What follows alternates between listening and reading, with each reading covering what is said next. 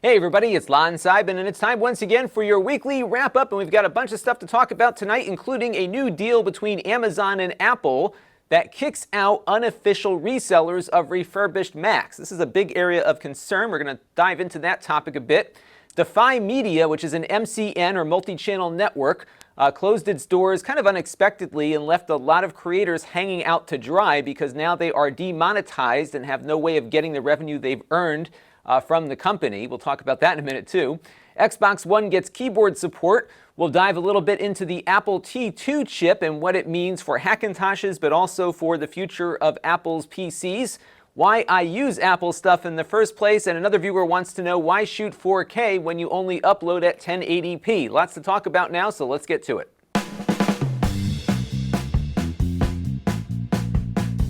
And I want to begin by thanking our newest members here on the channel, including 3 via Patreon and 1 who upgraded his Patreon and also joined our regular donor box page. So Twin Axiom, Lawrence Olderbing, and Jose Osesho were all our new Patreon members this week. And Richard Werner also joined us on the donor box page, but I think he also is still on the Patreon as well. I'll just email him to make sure he wants to be in both places there.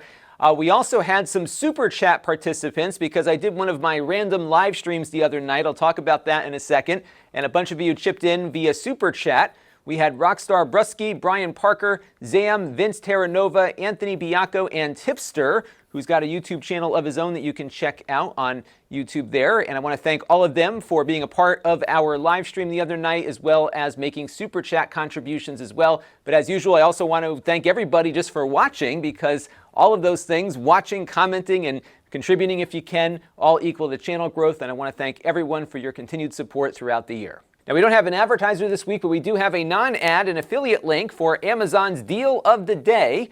This is a page which is kind of like Amazon Prime Day every day. You never know what's going to be on sale, but a lot of times you can get a good deal. So check it out at the link you see on screen, and we'll get a little help as well if you buy something from Amazon. And now it's time for the Week in Review. We've got 2 things that we unboxed on the Extras channel last week. The iPad Pro 11, where we compared it to the iPad Pro 10.5 from last year.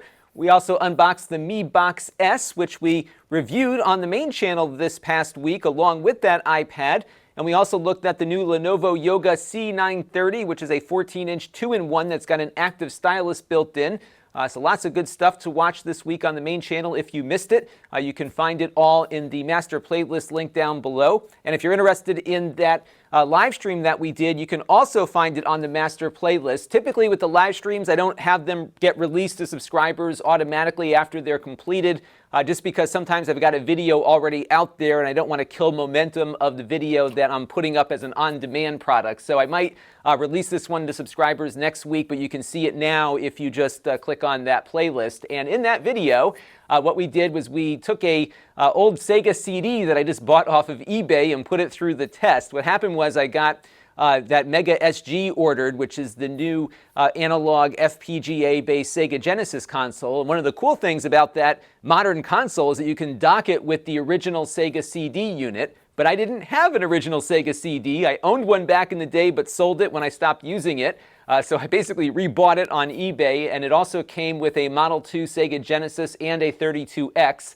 So I took everything out of the box and tested all of it while we had some back and forth chat. It was a very fun little random live stream to do on a Saturday night, so you can check it out, link down below. It goes for about an hour and 46 minutes or so, and that was a really fun thing. And that console is not coming out until April, but I thought I would get the Sega CD now before the prices go up. I have a feeling that when the Mega SG is released, all of the Sega CDs that are still out there and functioning are going to become a lot more valuable, given that everyone will want one to pair up with their Mega SG. So get it while you can, because it might be harder to find in the coming months. Now it's time for a couple of things that are on my mind, and this is week 90 of me doing this as a full-time occupation. Not much to report on the channel this week. I turned 42, so I had a birthday, and I'm still ticking here, so that was good. But beyond that, we are just cranking away here with more stuff to come later this week. And now it's time for some things in the news that caught my eye, and this first story really concerns me. Amazon, after making a deal with Apple, is going to kick out all of the unauthorized Apple refurbishers. This story came from Motherboard. You can find it linked on screen here. And what's going to happen now is that Amazon will get more new Apple products to sell in exchange for getting rid of all these refurbishers. And first of all, the Apple refurbishers are doing nothing illegally. They are buying equipment legally. They're repairing it legally. As we learned last week, it's now even legal to bypass DRM and crack it if it means getting the product back to its original form. So there's nothing illegal happening here with these resellers. But because of this deal that Amazon and Apple struck, those folks are getting kicked off the platform, and it could actually cost a lot of them their livelihoods. And this is just a continuing saga here where Apple is just making it not only impossible to fix your own computer, it's also making it difficult for people to get refurbished computers that work perhaps as good as new ones might. Because now they're making it harder for consumers to find them. This speaks to, though, how powerful these platforms have become and how we are all, to some degree or another, kind of at the whims of their terms of service. We all kind of agree to these things when we sign up, but when you look at the landscape for being a reseller on the internet, where are you going to go? eBay and probably Amazon. And now Amazon is off that list. And as consumers are looking for computers, they're going to be steered to new machines, even though there might be a perfectly good and functional, lower cost Mac that they could have bought from a refurbisher. Now, in the article, it does say that these folks have the opportunity to become official Apple certified resellers, but there is a lot of restrictions that goes into becoming official. And one person in the article says they'd lose about 75% of their business if they became an official reseller because Apple restricts what they can and can't repair. So this speaks to just the really anti-competitive behavior on the part of Apple, which I think defies what is very much settled in law here in the United States, that you're able to resell anything you've bought under the first sale doctrine and have the right to repair it. So I think what needs to happen, first of all, is we've got to get more of this right to repair legislation pushed through state legislatures. Hopefully, Apple's competitors will start looking at this behavior and saying, you know what, we're going to start selling official parts out to people so that we can maybe stand out a little differently in the market here. But also it speaks to just how powerful these platforms have become. I'm thinking about Amazon in this case, but you could easily make the connection to YouTube and other media platforms that have a huge audience or a huge number of users and can very much determine what people consume on the content side or what they can buy on the commerce side. And that really impacts markets here, I think, in an artificial way, especially when the products being sold are not being illegally sold, yet they're being denied access to a platform that has a lot of opportunities for folks. So this is going to be the story, I think, of the next 5 to 10 years, especially as it relates to these platforms we're all using and how big they've become. So here we have a huge company, Apple, using their market influence over a huge platform, Amazon, and basically steering customers away from really what should be a free and open marketplace. Apple's saying, nope, we're going to get them all kicked off of here because we want everyone buying new or buying from a reseller that we have anointed and are collecting some revenue from in the process. So right now, some customers might do better buying a used Mac on Amazon. They're going to be steered away from that. It will undoubtedly influence the market given how big Amazon is. So this is certainly anti-competitive behavior on the part of Apple, and I think we're veering into an area where you might start looking at some of these platforms and wonder if we've got an antitrust issue too, because there are so few competitors to Amazon that can rise to their size. And there are, of course, companies trying like Walmart and others, but no one's as big as Amazon right now in this online space, and Apple has essentially adjusted the market there to its benefit, and this is a bad, bad thing. So let's hope we can see some movement in the right to repair movement, but it looks like these large companies are able to very effectively overpower us consumers, and I don't have a lot of confidence here we're going to see much movement in the right direction, unfortunately. And another company is potentially under some antitrust scrutiny, my favorite one, Comcast. It looks like the American Cable Association is asking the Department of Justice to probe Comcast's behaviors as being anti-competitive. The American Cable Association, or ACA, represents small cable companies, and they are feeling a bit of pressure because Comcast is not only a competitor to them, they also distribute content the way these small cable companies do, but Comcast also owns and makes content. They own TV networks. They own NBC, they own a number of cable networks as well, and Comcast is essentially charging, as all these networks do, they're charging these smaller cable providers to carry these networks, and the ACA is alleging that Comcast is squeezing them by raising the price to carry those networks and refusing to carry certain other channels. And of course, customers like myself fear that services like Hulu and others that are not directly controlled by Comcast might lose some of the networks they have, because Comcast could decide that you have to watch only on their particular platforms. And this continues, of course, all the other issues that we have with Comcast, specifically where I am and the amount of bandwidth that's available to me. I got fiber optic running right by on my pole out there, but I can't get access to it even though it's right there. And I also can't get more than 10 or 12 megabits per second upstream to run my business, because there's no competition here and they feel like they can just do whatever they want. So we'll have to see what happens with this. This does not relate to their internet business, by the way. This is strictly about television, but this could lead to other things. We'll have to see where it goes. And of course, the Department of Justice has to actually decide to follow through on this request, which they haven't yet indicated they would one way or the other. But again, another example of how these companies get so big and control so much that it begins to squeeze the marketplace and make it harder for consumers. And last week, a major multi-channel network shut down, which has left a lot of YouTube creators in the lurch. Defy Media closed their doors abruptly. I think they were having some financial problems, but it looks like those problems came to a head and they basically just turned it off. And the problem, though, is that they have a lot of creators under their umbrella. And when you sign up for one of these horrible multi-channel network contracts, you're basically having your channel go under their ownership, essentially. And all the money that's earned by your channel goes to, in this case, Defy Media first before it gets routed out to you. And what's happened here, because they've shut down, creators have earned money, probably for the last month or two, from Defy Media, and now who knows if they're ever going to get paid. And to add insult to injury, they now have to go through the remonetization process of having YouTube review their channel for monetization before they can turn on the spigot of money again. So this is a horrible situation for the creators that are involved with it. And whenever I see stories like this, I like to remind other creators that signing up for a multi-channel network is rarely a good thing for you. Because they take money that they've had no part in earning. When you sign up, again, your AdSense goes to them. They often have you sign a contract where they can take anywhere from 10 to 30 to 40% of your AdSense revenue, and they often don't deliver anything of value in return. They promise you they're going to get you more sponsorships and all this other stuff, but in reality, a lot of times these networks are almost like pyramid schemes where the money they make off the little channels is enough to support the larger channels that they have at the top, which leads to more recruitment. It almost becomes like a pyramid or a Ponzi scheme, in that if they don't keep recruiting more small channels, they can't keep the network together. They often reach out to you saying, hey, you can join the ranks of Smosh and all these other amazing YouTubers. We think you're just as good as them. But really what it's about is taking more of your money. And in this case, they took the money and may not actually get it to the people that it's owed to. So if you get one of those contracts, have a lawyer look at it first if you really want to sign up for the multi-channel network. But again, in this day and age, I think you're better off remaining independent.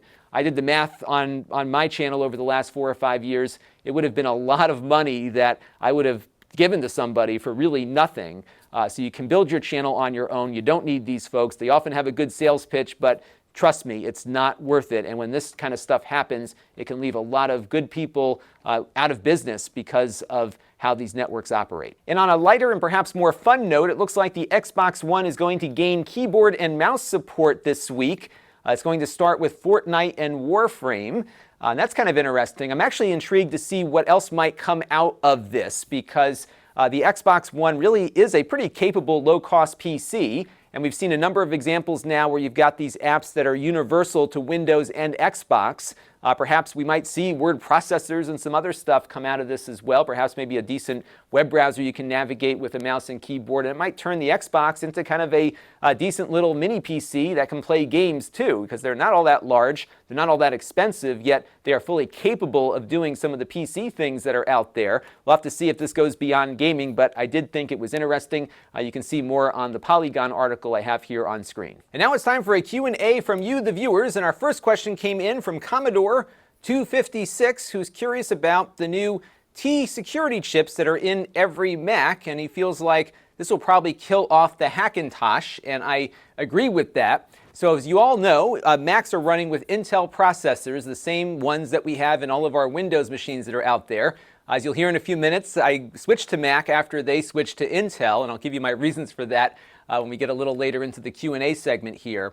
But as a result, if you built the right machine with the right components, you could largely get OS X to work just like it does on a Mac, but on a much less expensive machine. And what Apple has started doing, probably in response to that, but also because I think of security issues, is that they've begun developing their own means of controlling the system's functions with their own silicon. So Apple on the Mac side is not yet making the processors that go into the computers. They do on the iPad and iPhone.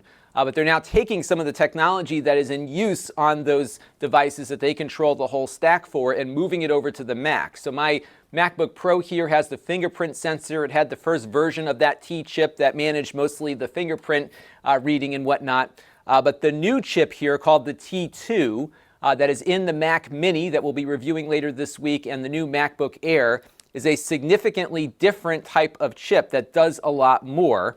I got an article here up on screen from Apple Insider that can give you more detail, but here are some of the things that it handles. It's a system management controller, so it controls a lot of what goes on within the computer. It still controls Touch ID. It still has the secure enclave where it stores your fingerprints and whatnot. Some people don't realize this, but the Mac, and I think Windows to some degree also, does not transmit your fingerprint data back to Apple. It stays within the storage of the computer, and the secure enclave is where that stuff is secured. That's why when you get a new computer, a new iPhone or a new Mac, you have to redo your fingerprint or your Face ID because it doesn't sync that data up with the cloud. So it handles that. It also, though, handles the microphone and the camera, and it does this for security, but it's also doing processing to improve the performance and the quality of the images and audio coming through. And apparently the T2 chip is doing a much better job with both. And you can see some examples of that in that Apple Insider article. But what they've also added now for the MacBook Air is that when you close the lid, there is a hardware disconnect in that chip that turns the microphone off physically. It actually disconnects the electrical connection to make that happen. So you've got a very secure way of securing your microphone when the computer's asleep. Close the lid, the microphone is off. That's a feature that they just added to T2. It does that image and audio processing, as I mentioned. It works as a solid-state controller, and that includes encryption.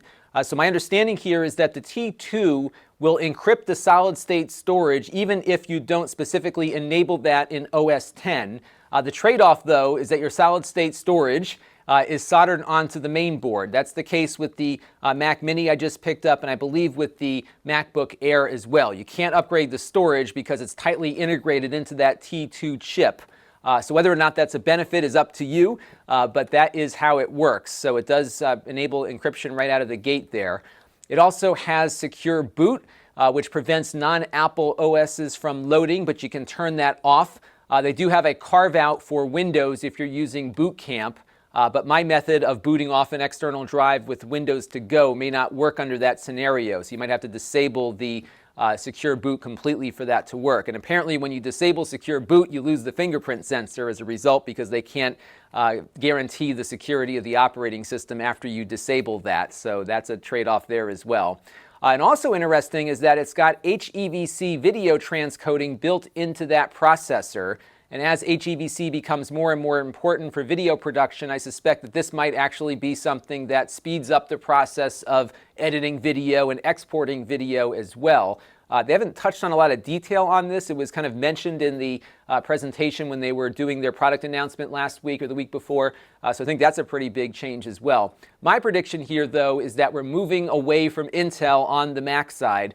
As we saw in my review of the iPad last week, it really is very powerful, and nothing really meets that power yet. There's no software that really takes advantage of it. And I think what's happening here is that Apple is trying to get to a point where the T2 chip combined with their ARM processors that they're using on the iPad side, probably in the next year or two, maybe a little bit longer, will result in a little MacBook like this one that will be more powerful than some of the Intel chips that you might get in this form factor and fanless, because they have really optimized their chips for the specific types of consumer tasks that people typically do. So video watching and editing and photo editing and all those things that are very specific kinds of tasks. These ARM chips are doing exceptionally well on the iPad platform. They've been rivaling desktop processors for a while in those areas. I think it's only a matter of time before we actually see Apple, maybe not for their full Mac product line, but for a portion of it, start moving in that direction, because I have a MacBook. I bought it back in 2015. It's got the Core M chip in it. It's a little sluggish. It handles video editing, but not great. It doesn't do anything all that spectacularly. And if I could get something that could rival perhaps a mid-range, larger Intel laptop and something in this form factor with really good battery life, that would be very appealing to me, especially if I could edit video on the road with a smaller package. Right now, when I go out on a field exercise like CES or something, I'm bringing the big 15-inch MacBook with me. I'd much prefer to travel with this, but I just can't edit my video and export it all that quickly on something like this, and that might be what we see in the very near future. And you only have to look over at what Microsoft and Qualcomm are doing, getting Windows 10, the full version of Windows 10, to run on Qualcomm Snapdragon processors. We looked at that Asus NovaGo recently, which is essentially running with a smartphone processor, the same exact chip that's on many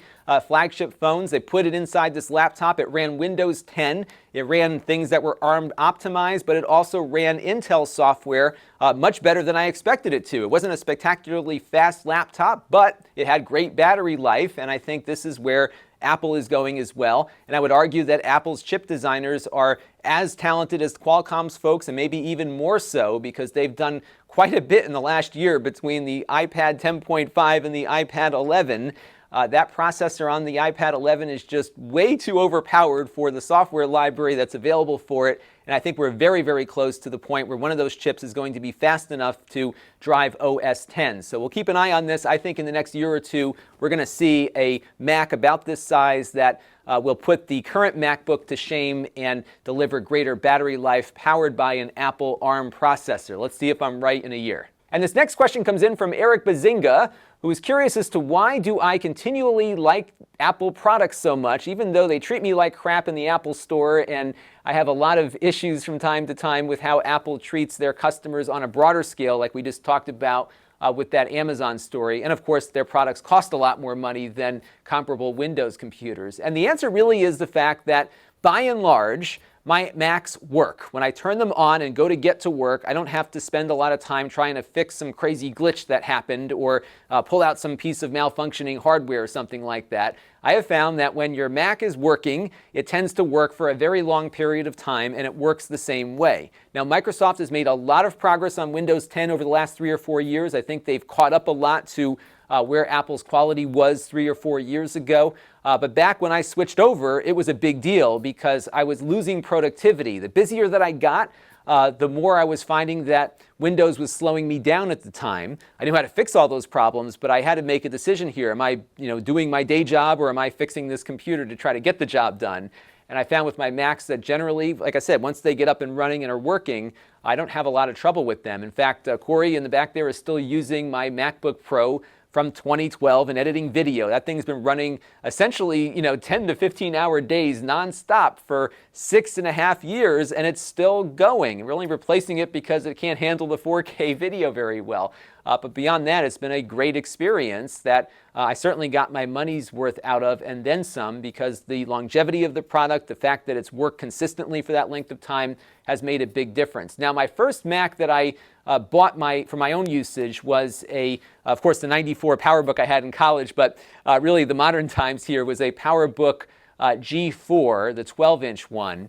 And I bought it for 2 reasons. One was that I was doing a lot of presentations, and I needed a really good presentation platform to do them from. And Windows had PowerPoint, but it wasn't anywhere nearly as good as what I was seeing with Keynote, which I still use to this day to do the weekly wrap-up videos and other things here. It's a tremendously good presentation platform. I actually use it as a video production tool because it's got alpha channels for videos that you export from it, so I can even make lower thirds and graphics and whatnot with Keynote. It's a very powerful presentation tool, and that was only available on the Mac. So the funny thing was, at my day job, I was using Windows computers to do all my work during the day, but then if I had a presentation to do, I would switch over to my Mac. And the more I used the Mac, the more I preferred it to Windows. It just had a better interface. Things just felt like they were flowing better.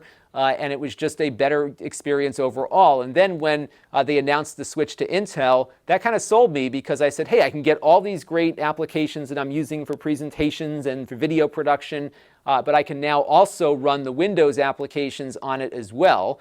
So I was able to boot up Parallels, for example, and just get a fully functional Windows installation on the same computer. It was a kind of the best of both worlds kind of scenario for me, and that really got me into the Mac ecosystem. And then over the years, you just kind of get more ingrained in it.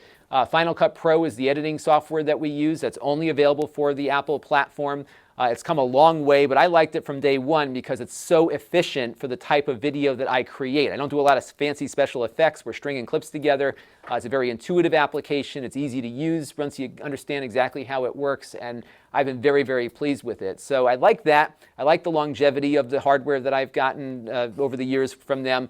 And I also like the fact that everything's really well integrated. My phone integrates well with everything. I think the AirPods even, they just switch between my devices so easily. It's just a good ecosystem. Now, that said, I've seen manufacturers over the last 5 or 6 years or so get a lot better at developing hardware that competes with Apple stuff. And I think if I was in the mode of I'm looking for something different now, I probably would end up with one of these nicer Windows machines because they're just as well constructed in many cases. They cost less. Windows 10 has come a long way, of course, but again, I think I'm so ingrained and just stuck here on the Mac operating system with the apps that are only available for Mac that I use that I'd have a hard time switching away from it. And again, I still think there's an argument here for things that just work. If I'm spending most of my time producing video and editing video and uploading video versus fighting with the hardware, I think there is some value in that. And jumping back to Eric's main question here, over the years doing this job, I get a lot of I would say passionate feedback from viewers when I say something favorable about an Apple product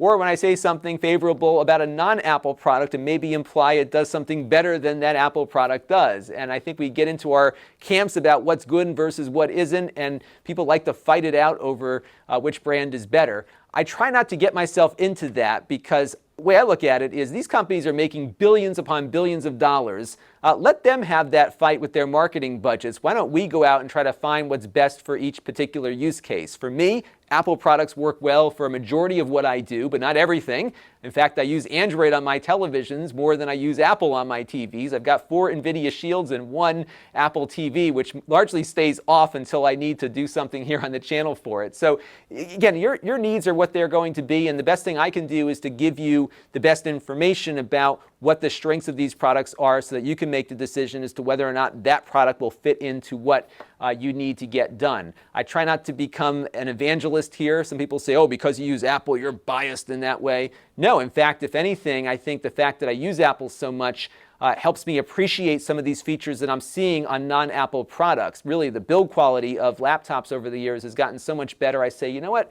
This thing feels every bit as good as a Mac. Certainly that Huawei laptop I looked at a few weeks ago felt every bit as good as the MacBook Air I bought for my wife a couple of years ago. It's very well constructed, performs great, costs less, and I can really appreciate how good it is because I use Apple stuff so often. And likewise, I think I'm finding things on the Apple side that sometimes are better than what I'm seeing in other areas, and that might be a place where a consumer might have a better experience. So that's the approach that I take with it.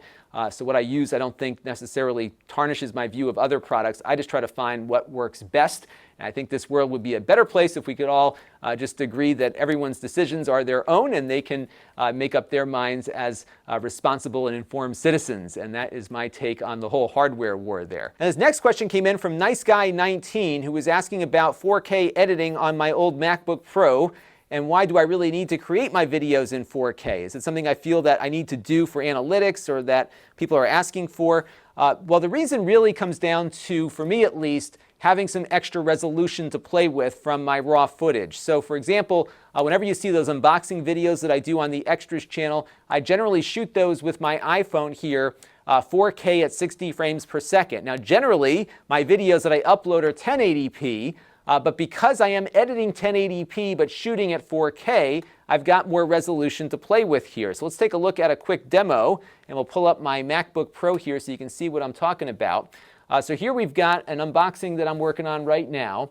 And if I go over to the clip here, I can actually do something that I can't do if I was just shooting 1080p and retain quality, which is zoom in. So here we've got this video. I can go to 200% here and pick up a lot more detail on this device without losing quality when I zoom in, because I'm basically shooting at essentially twice the resolution, or actually 4 times the resolution that I'm editing at. And you've got a lot of flexibility there.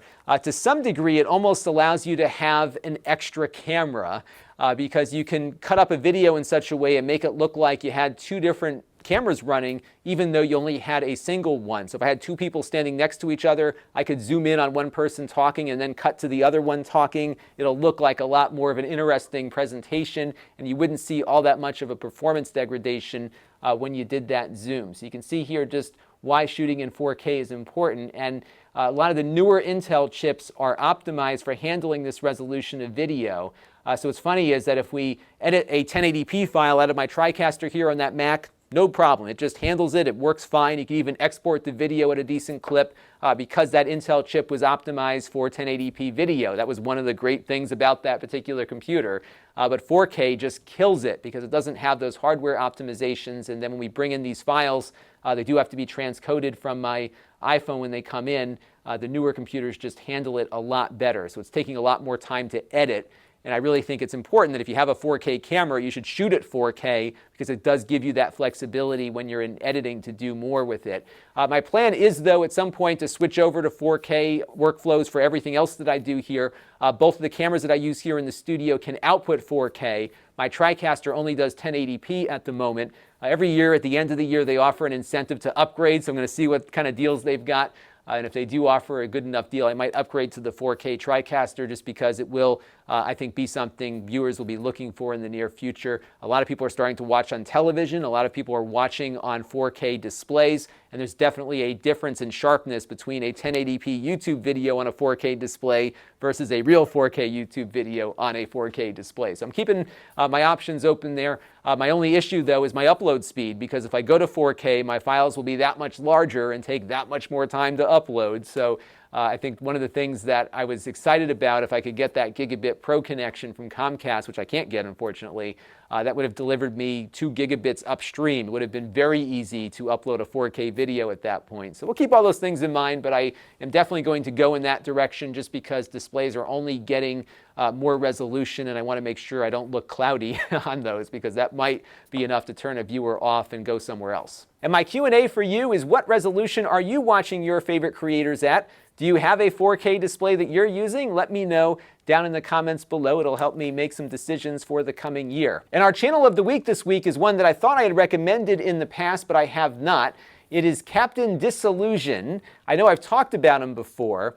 And this guy is really just a tremendously talented person. So what he does is he looks at a lot of these videos that you see on the internet that everybody thinks are real, but he debunks them. He shows you how they're done. He's a professional skeptic and is a tremendously talented guy, because not only is he good at writing and telling a good story, he's also very good at delivering that story and doing all of the special effects that he does in his videos. And they are remarkably good. It's amazing just how good he is.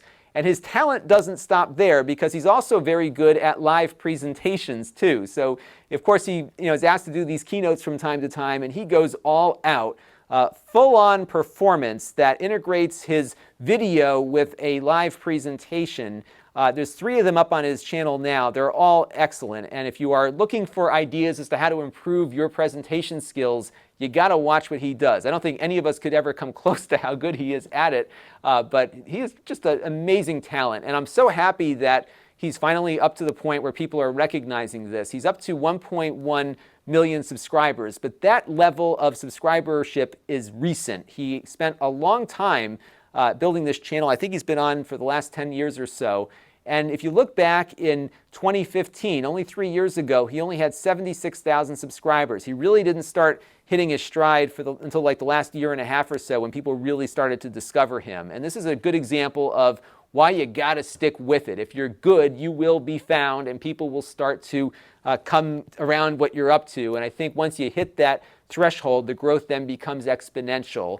Maybe one day it'll happen to me, who knows, but I'm really happy for him, because this guy really deserves the attention that he's getting, and he's finally to a point where I think his subscriber count and his viewership is at the level that his talent is. And this was a really good example of why you just got to keep going. Even when it's discouraging, it will happen to you as well if you invest the time. And that is certainly what he has done. So check out his channel. If you've never seen it before, you are in for a treat. You will spend hours going through everything he's got there. Every single one of his videos are really entertaining, so check them out. So this week on the channel, I've got a couple of things planned. The Latte Panda Alpha is in the house now. We've been playing with it for the last couple of days. This is a single board computer that's powered by a Core M3 processor. It can run Windows or Linux, and we are just almost done doing our full evaluation on it, so look for that a little later in the week. It also has an Arduino built in. I'm not much of a maker, so I'm not going to be covering all that much of the Arduino stuff, but I'll try to find some other channels that have and tell you about them in the video so you can get more on some of those individual things there. But I think it's kind of cool to have a really functional Intel computer on something so small. And I got a couple other things I'm going to be playing around with this week on it as well. So stay tuned for that. Might be a fun one to look at. I also got in a single drive Synology NAS that costs under $100. So we'll be looking at that one this week as well. It's the DS119. So that was something I was excited to look at. And we also will probably start venturing into this thing, which is the Mister. You've probably heard about this if you follow some of the emulation channels out there. What it is a FPGA-based computer with some additional parts added onto it. And it's become, I think, the real next step for the emulation scene, in that people are able to recreate, through that FPGA chip, simulations of classic computers and classic game consoles. It's already running the Sega Genesis and the TurboGrafx 16. Just about every computer you can think of that was relatively popular back in the 80s is running on it as well, including the Apple II and the Commodore. I think it runs a bunch of Atari stuff as well, the Amiga. And it's, again, simulating that stuff through an FPGA chip, so you've got a much more accurate timing to things. And there's a real community coming up around this. We talked about Smoke Monster's channel a week or two ago. He's been really active in trying to get the community to come together and focused on this project. So this is going to be a fun thing. And what's cool about this is that you don't need all the parts that you see here. You can actually get started with just the first board in the stack here. So we'll kind of step through all of the different components that go into Mister and what you can do with it. And this is one of these fun things that I'm really eager to start playing with. So stay tuned. I finally got all my parts in so we can do this step-by-step process and see what it all does. But I'm really excited to start working on that. We're also hopefully going to get to my review of the new Mac Mini, and I would love to get some of your thoughts on it as well. So let me know what you'd like to see down below in the comment thread about that. And once I get that review done, we can get Corey on it now, and he can get his new computer going. He's very excited to start using it. So stay tuned for all of that stuff. Now, if you want to support the channel, you can go to Lon.TV/support and make a monthly or one-time contribution to the channel. We also have my Plex thing going still, so you can sign up for a free Plex account, no credit card required, and we get a small commission. We get a slightly larger commission if you sign up for a Plex Pass or gift it to somebody else. There are other places you can find me as well. We've got my extras channel at Lon.TV/extras. The podcast is at Lon.TV/podcast for audio versions of this. The Snippets channel just crossed 1,000 subscribers this week. I take portions of this show and upload it to that one in a more search-friendly format. So that's what we do over there on the Snippets channel. And then we have my live stream archive at Lon.TV/livestreams, where you can watch the live stream I just did and many others that I have done in the past as well. And if you like what I do suggest clicking on that bell to get notified every time I do anything here on the channel. So please do that if you don't want to miss anything. I'm thinking about actually also creating genre-specific playlist email notifications. So if you're into set-top boxes, for example, and that's all you like to see from me, I'm going to have a link that you can click on, sign up for an email there, and anytime I add a video to the set-top box playlist, for example, it'll send you out a notification. So let me know if that's something you're interested in, because I know people watch me for different reasons, and I want to make sure nobody misses anything. But we also have my general email at Lon.TV/email. So if you sign up for that, I send out an email newsletter maybe once every 3 or 4 months or so. We have my Facebook group at Lon.TV/Facebook group, where we talk about things that we talk about here on the channel as a community. We have the Facebook page at Lon.TV/Facebook for more video from me. I usually upload these snippets from this show over there, along with all my reviews and all my other stuff. I'm part of their monetization program now, so we're building up a Facebook presence as well. And we have my store at Lon.TV/store, where I sell things that I've previously reviewed on the channel, And if you want an alert about that, you can sign up for my store alert email, and you'll get a notification every time I add something to the store or adjust pricing and that sort of thing. Still available is the Amazon Fire 8-inch tablet. It hasn't sold yet, so if you're interested in that, let me know. Make me an offer. We'll try to get it moving because I'm trying to get the inventory cleared out. I've got more stuff I'm going to be adding on very shortly there as well. And that's going to do it for this week's Weekly Wrap-Up. I want to thank you all for your continued viewership and comments. All of that stuff means a lot. It really helps us get the channel directed in the right direction. So a great example is that Mac Mini review. Any feedback before I start shooting it would be really helpful in having a comprehensive look at that product. So please do let me know down in the comments below, and keep all those comments coming. I do read all of them. I don't have a chance to, unfortunately, reply to everyone anymore, but I am reading them all, and it does go into what we factor in here for coverage and some of the things that we do for planning as well. So definitely keep all that coming. Thank you all for your continued support, and I will see you later on this week. Until next time, this is Lon.TV. Thanks for watching. This channel is brought to you by the Lon.TV supporters, including gold level supporters Chris Allegretta, the Four Guys with Quarters podcast, Tom Albrecht, Too Much Sauce, Gerard Newberg, and Kalyan Kumar. If you want to help the channel, you can by contributing as little as $1 a month.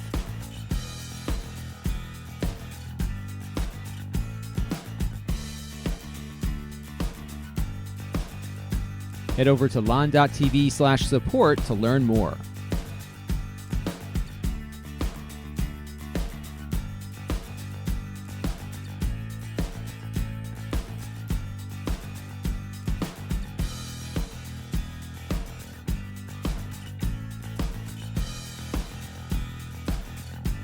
And don't forget to subscribe. Visit lon.tv/s.